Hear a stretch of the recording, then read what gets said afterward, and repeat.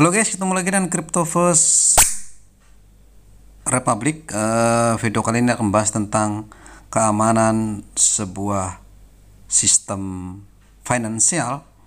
Kita akan melakukan perbandingan bank konvensional, salah satunya Bank Syariah Mandiri yang beberapa hari lalu tidak bisa diakses selama 3-4 hari, yang kemudian ternyata terkena ransomware Lockbit 3.0. Oke, ini adalah bank centralized, bank konvensional. Nanti mungkin kita akan bandingkan dengan cryptocurrency atau sistem blockchain. Nah, bagaimana sih sistem keamanannya? Lebih rentan mana antara bank konvensional dengan sistem blockchain lah gitu. Saya susah ngomongnya ya.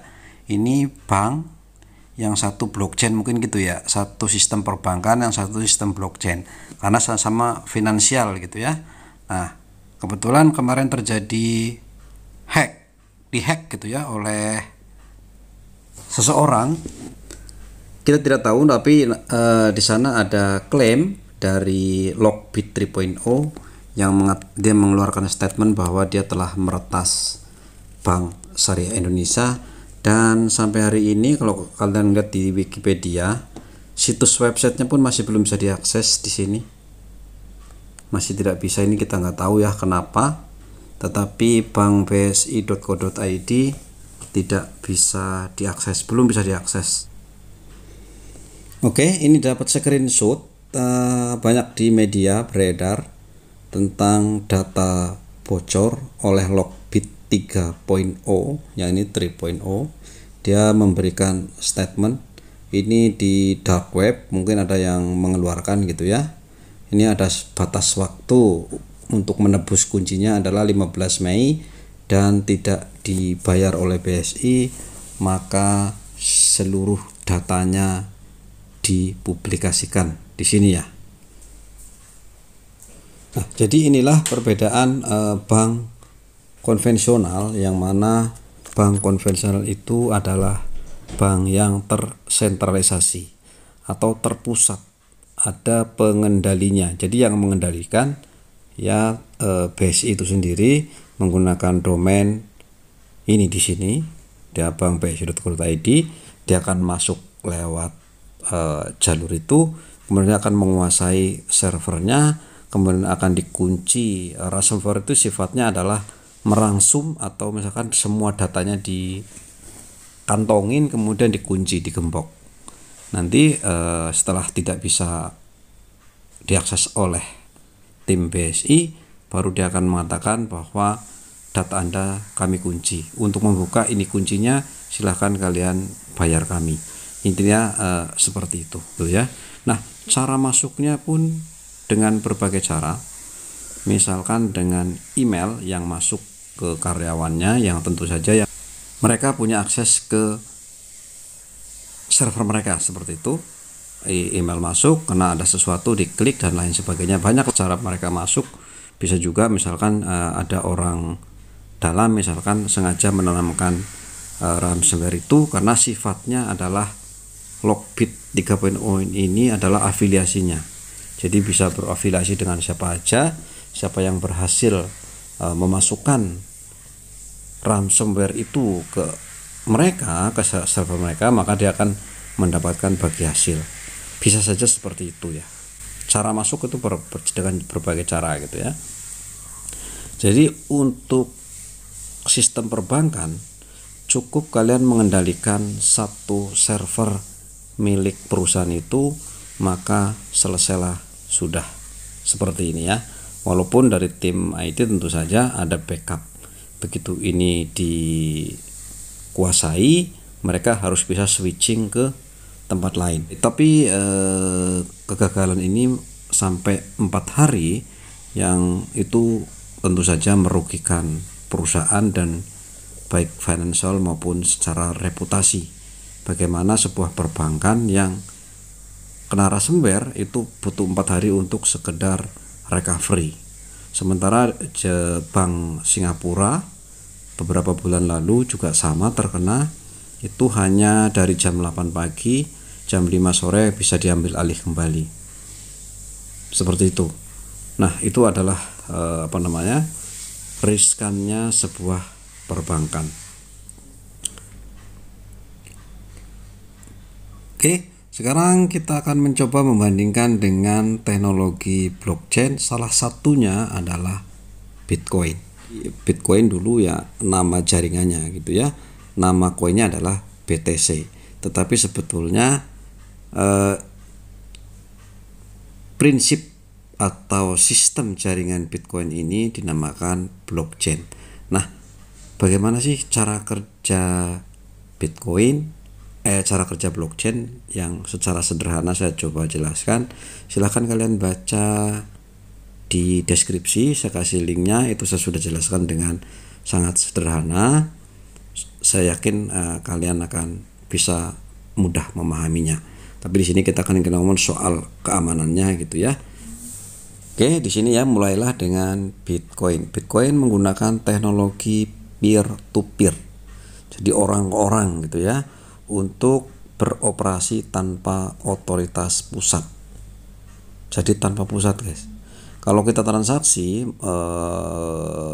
di BCA seperti di BSI tadi yang kita ceritakan, jadi dari BSI dari kita gitu, dari ponsel kita akan ke servernya BSI, dari server BSI kemudian ke domainnya Bank Indonesia, kemudian dari sana diperintahkan lagi ke Bank BSI lagi, dari BSI lalu ke orang lain lah, seperti itu. Misalkan saya dari transfer dari sini, kemudian mau ke orang di sini, dia harus melewati Bank BSI, melewati Bank Indonesia, baru dia ke sini. Intinya kalau sifat perbankan itu dari A ingin transfer ke B, itu masuk dulu ke bank. Bank itu juga harus ke Bank Indonesia dulu. Jadi ada dua bank di sini, bank yang bersangkutan dengan kita, kemudian akan ke Bank Indonesia, kemudian akan lari ke B, seperti itu. Sementara kalau Bitcoin atau blockchain itu kebalik, guys. Bitcoin ini di tangan kita, ini tangan kita, ditransfer ke saya misalkan di sini, itu otorisasinya langsung dari sini ke sini, dari A ke B, dikirim A ke B, tetapi otorisasinya disaksikan oleh banyak orang di sini, banyak komputer, ke sini, namanya juga blockchain, berantai gitu. Mereka semua menyaksikan dan mencatat bahwa si A akan mengirim ke si B atau sebaliknya. Mereka mengesahkan bahwa itu Bitcoin milik saya punya wallet, saya akan kirim ke B. Begitu sah, mereka semua mencatat komputernya. Seperti itu prosesnya. Makanya nanti kalian coba baca biar lebih paham gitu. Nah, bagaimana sih konsep penyerangan terhadap sistem perbankan seperti bilang tadi? Karena A dan B di sini melewati jembatan bernama bank. Bank itu ada dua, bank yang berurusan dengan kita dan juga ada Bank Indonesia sebagai otoritas teratas. Maka hacker ini cukup menyerang banknya. Di sini diputus, bank yang berhubungan langsung dengan kita ataupun Bank Indonesianya itu bisa diretas, kemudian dikuasai. Maka dari A ke B tidak bisa, dari C ke D tidak bisa gitu ya. Dan kalau menyerang bank, itu yang diserang adalah perbankannya. Hacker bisa aja masuk ke kita langsung, ke sini seperti itu ya. Oke, itu seperti tadi sudah dijelaskan. Sekarang bagaimana kalau hacker menyerang sistem blockchain? Salah satunya peer to peernya Bitcoin. B ini anggap aja ada dua jaringan seperti ini, saya di sini gitu ya. Jadi dari sini mau kirim ke sini untuk menyerang saya gitu, memang hacker bisa masuk ke sini. bisa masuk ke ini, menguasai ponsel saya, tapi dia harus menguasai semua passwordnya, semua kodenya dan lain-lain, tinggal transfer ke B. Bisa, karena tetap ini dianggap diotorisasi oleh ini sah gitu ya. Tetapi kalau dia menyerang sistem, maka dia harus menyerang sekian banyak komputer yang tersebar di seluruh dunia. Misalkan ini komputer-komputer ini adalah sebagai pencatat, karena namanya desentralisasi, ini adalah sumber terbuka, open source, bersifat publik, tidak ada yang memiliki atau yang mengontrol Bitcoin, semua dapat mengambil bagian. Jadi kalau saya mau menjadi salah satu komputer ini juga bisa. Tinggal kalian siapkan komputernya, kalian install programnya, kemudian akan menjadi penambang istilahnya di situ, yaitu sebagai validator proof of work. Cara kerja proof of work juga sudah ada di videonya kalau kalian mau melanjutkan. Intinya kalau saya seorang hacker, saya harus menyerang 50%-nya dari komputer-komputer ini.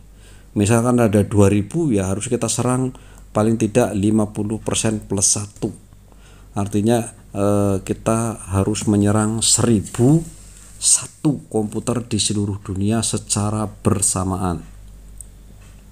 Bagaimana mungkin seorang hacker dia harus menguasai 1001 komputer dengan waktu yang bersamaan? Misalkan dengan cara tadi ya, tidak mungkin kan 1000 orang ini mengklik email secara bersamaan, kan tidak mungkin. Memang pernah terjadi, tetapi itu perlu sumber daya yang sangat besar. Sekarang ini sudah makin kuat dan dikuatkan. Jadi untuk menguasai 51% itu perlu sumber daya yang luar biasa. Atau suatu saat nanti jika komputer kuantum sudah ada di masa depan, betul-betul eksis, maka kemungkinan jaringan Bitcoin ini akan runtuh kalau tidak di-upgrade terus-menerus. Makanya jaringan terus di-upgrade. Sistemnya misalkan anggap saja ini ada berapa biji ini, anggap saja 10, maka 6 ini harus dikuasai dulu. Dikuasai baru bisa memanipulasi transaksi antara saya di sini dengan orang lain di sini misalkan. Untuk transfer ini ke sini, dia perlu otorisasi minimal 51% komputer di seluruh dunia gitu ya, yang tersebar tidak tahu siapa di mana mereka itu, siapa tidak ada yang tahu kan, seperti itu. Karena siapapun bisa memiliki atau mengontrol Bitcoin, jadi tidak ada satu orang pun yang bisa, satu single man tidak bisa, seperti itu. Jadi untuk membobol sistem Bitcoin itu sangat sulit dibanding sistem tadi perbankan yang mana tinggal potong di tengah, maka dari sini ke sini sudah tidak akan bisa bertransaksi.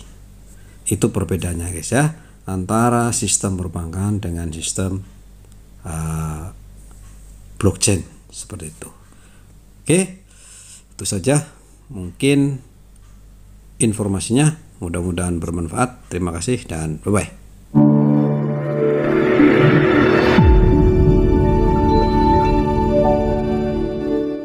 Disclaimer, semua video bersifat edukasi, dilarang mengikuti segala kegiatan mengatasnamakan channel ini. Forex, saham, dan kripto adalah bisnis beresiko tinggi dan bukan tempat mencari kekayaan dengan cepat. Tidak menerima titipan dana atau giveaway atau hadiah atau apapun bentuknya. Berhati-hatilah terhadap penipuan dan manipulasi yang menyerupai perdagangan aset ini.